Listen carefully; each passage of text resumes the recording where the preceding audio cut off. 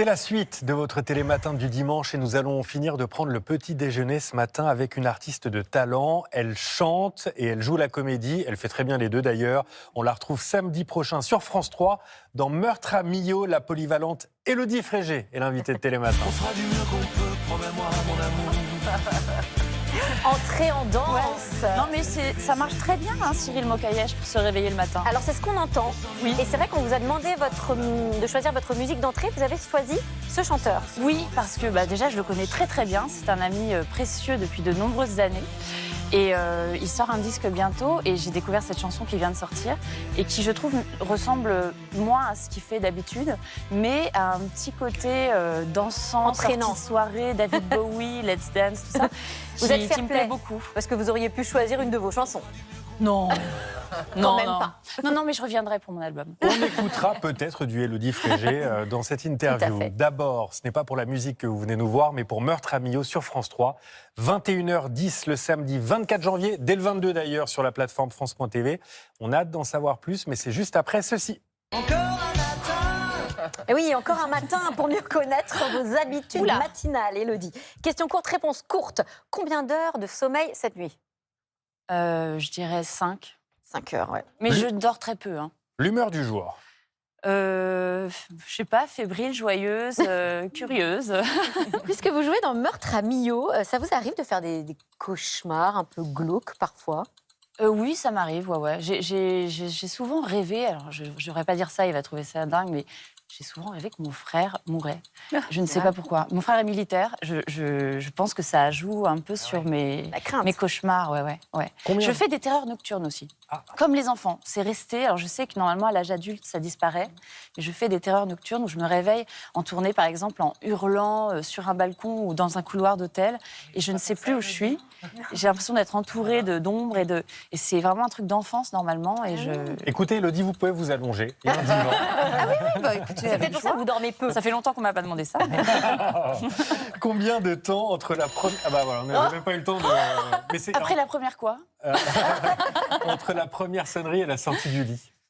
Waouh, je suis un monstre, il faut surtout pas dormir avec moi. Parce C'est que vrai. déjà, j'ai une première sonnerie qui n'est pas une sonnerie, qui est mon chat, Cosmo, qui me tape le visage avec ses petites pattes griffues pour me dire j'ai faim. Et il choisit l'heure qu'il veut. C'est 4 heures, 5 heures, 6 heures, 8 heures, 10 heures.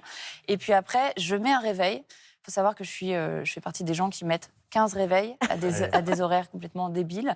Et je les laisse sonner. Donc la personne à côté de moi, elle a non, je comprends pas, je voulais pas me réveiller à 6 heures. Mais pourquoi tu réappuies? Et ensuite, 9 minutes après, ça se remet. Et je ne me réveille que 3 heures après. Voilà. Et voilà. Nous, on sera à l'heure pour vous voir dans Meurtre à Millau. En tout cas, c'est un grand plaisir de vous retrouver à la télé dans le costume d'Alice Nerval, capitaine de gendarmerie, sur une drôle d'enquête après la découverte d'un cadavre portant un masque du diable. Rien qu'en le disant comme ça met les frissons. L'enquête est difficile, d'autant que votre binôme, c'est votre beau-père, Et oui. Jean-Pierre Daroussin. Bande annonce.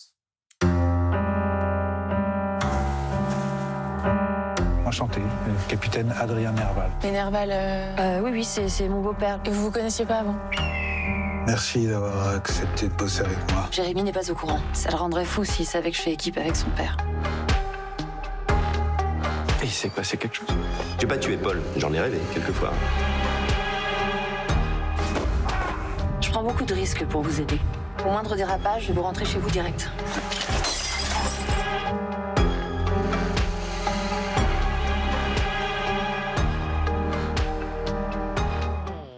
Vous disiez en regardant que vous découvriez la bande-annonce. Oui, je la découvre. J'ai vu le téléfilm. Mon agent m'a forcé à aller me regarder pour me dire aie confiance en toi, regarde, tu es une super comédienne.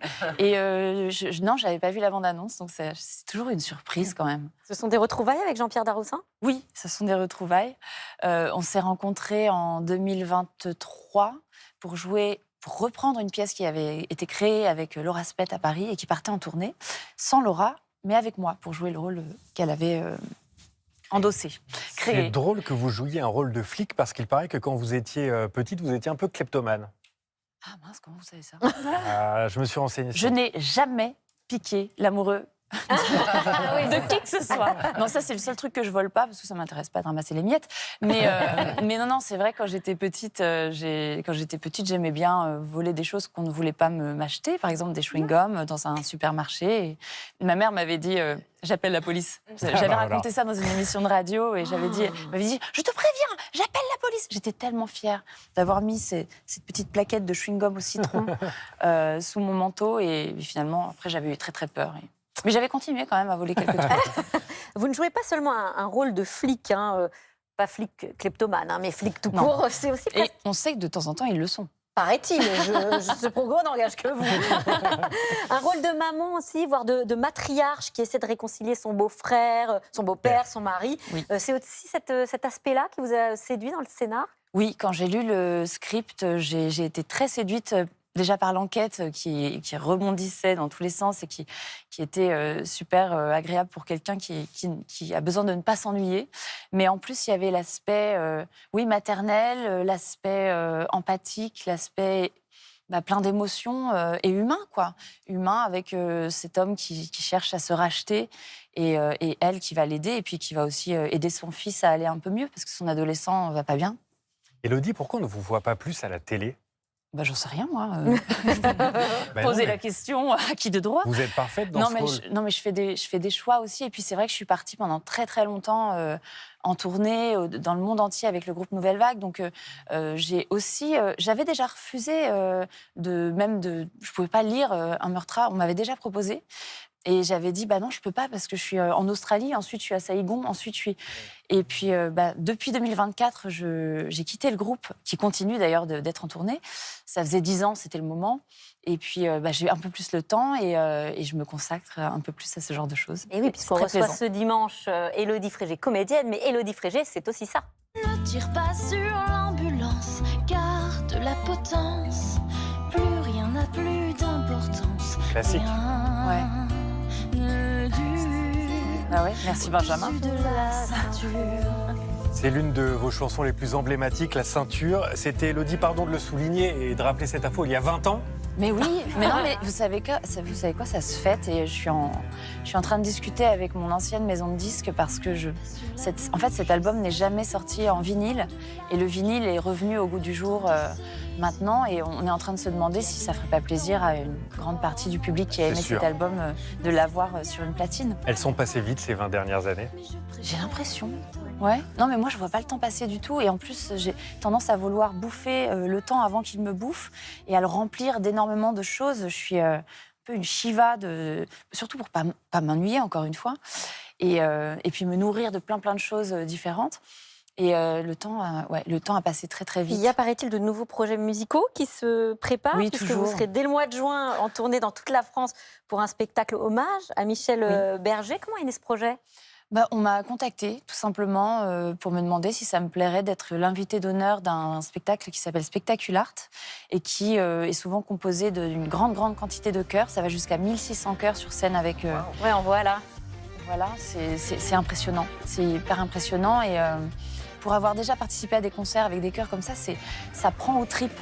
Et puis j'adore le répertoire de Michel Berger, donc on ira voir ça. J'étais libre, j'ai accepté. Et alors, vous savez que tous les dimanches, on demande à nos téléspectateurs de participer et de poser leurs questions sur nos invités. Alors, vous allez découvrir les questions que vous auriez envie de vous poser avec Julia Livage. Alors évidemment, beaucoup de messages, beaucoup de bravo, beaucoup de merci, beaucoup de vous êtes si belle, j'adore votre voix, j'adore votre univers. Et on démarre avec Claudine, parce qu'avec tous ces compliments, ça l'a inspirée. Claudine qui veut connaître vos secrets de beauté, vos routines du matin. Énormément d'alcool. Voilà. Beaucoup de drogue. Non. Voilà, don't stop me now. Qu'est-ce que c'est? Mais je sais pas, boire énormément d'eau, pour de vrai. Faire du sport régulièrement. Ouais, je crois que le sport, en fait, c'est ma routine essentielle parce que comme je peux être quelqu'un d'assez anxieux, je pense que l'anxiété se voit sur le visage. Après, je fume pas. Ouais, je fais du sport. Mais le sport, en fait, je pense que c'est quelque chose qui provoque... Qui régule aussi. Vous avez besoin de canaliser votre énergie. Ouais, et puis on élimine des toxines. Franchement, je pourrais jamais dire que je suis quelqu'un d'équilibré. Oui, j'aime faire la fête. Oui, j'adore manger et surtout n'importe quoi. Voilà, donc j'ai pas vraiment de routine, mais j'ai des produits que j'affectionne particulièrement. Alors, je crois qu'on peut dire que vous avez du mal à accepter les compliments. On en a reçu beaucoup. À les admettre comme un truc vrai, une réalité. Vous êtes longtemps vu comme une grande asperge livide avec un strabisme et un syndrome de l'imposteur de l'enfer. C'est une citation, vrai, ça. Ça, c'est une citation Ah oui, d'accord. d'Élodie. Oui. Non, mais parce que quand j'étais petite, enfin, quand j'étais ado, j'ai grandi super vite. Je me suis arrêtée très vite d'ailleurs. Et c'est vrai que j'ai un teint très très pâle. Et j'étais comme ça, j'étais sur la plage. Je faisais pas rêver les garçons, hein, ni les filles d'ailleurs. Mais et c'est vrai que j'ai longtemps souffert. J'ai longtemps eu la particularité d'avoir un œil qui avait décidé de partir en voyage au centre de mon visage. Et ça a été depuis réglé, réparé. Mais j'ai gardé en moi, en fait. Souvent, on garde en soi l'empreinte de la jeune fille qu'on a été, parce que c'est une période qui est tellement délicate, l'adolescence, et le regard de l'autre est tellement important à ce moment-là. Il faudrait d'ailleurs qu'on nous donne des cours de non, attention, il n'y a pas que ça dans la vie. Je pense que c'est ça qu'on devrait nous apprendre, hein, plus jeunes, à s'accepter tel qu'on est, quoi. Non, pas de problème. Évidemment. Mais Alain se demande quels sont vos goûts musicaux. Donc là, on est sur quelque chose de plus léger. Vos inspirations artistiques au départ. Il y a énormément de choses, parce que je viens d'une famille qui écoutait énormément de chansons françaises populaires, comme Gainsbourg, Ferré, Brel, Brassens. Donc j'ai forcément ça en moi. Françoise Hardy aussi m'a beaucoup inspirée. Un de ses albums, par exemple, m'a inspiré énormément. C'est un album qui s'appelle La Question. Mais plus tard, adolescente, j'ai autant écouté Blur que Portishead, Radiohead. Tout ça, c'est des groupes qui m'inspirent beaucoup. J'adore le trip-hop, en fait. Donc ça, les gens ne le savent peut-être pas. J'ai appris la guitare classique, donc j'ai une passion pour la bossa nova. Donc tout ça doit peut-être certainement créer quelque chose qui fait mon identité. On a reçu pas mal de questions aussi sur vos débuts, la Starac. Et il y a Alain qui se demande si vous êtes toujours en contact avec les anciens. Et notamment Michel, on se souvient que vous aviez partagé vos gains avec lui à l'époque. Oui, j'ai partagé mon prix, en fait. Le contrat, exactement. Michel, oui, ça reste quelqu'un, je l'ai vu il n'y a pas longtemps, ça reste comme un frère. Hein. Pour moi, c'est vraiment la famille. Ouais. Je vois souvent Pachi, je fais énormément de sport avec Lucas aussi, qui était avec moi dans le... C'est avec lui que je fais le plus de sport. D'ailleurs, on est inscrits dans la même salle, on se donne des rendez-vous, on choisit nos cours par rapport au planning. Lucas, c'était le beau gosse, donc, brun. Oui, bon, mais c'était tous beaux. Hein, oui, c'est vrai que non, mais j'ai toujours du plaisir à recroiser ceux que j'ai l'occasion de recroiser.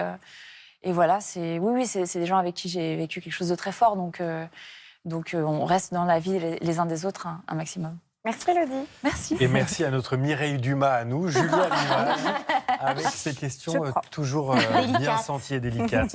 Élodie, merci d'être venue dans Télématin. Merci. Je rappelle que Meurtre à Millau, c'est sur France 3, 21h10, le samedi 24 janvier. Un samedi soir, c'est parfait. Le plaid. Mais oui. On n'en parle plus. Dès le 22 d'ailleurs, hein, sur la plateforme France.tv.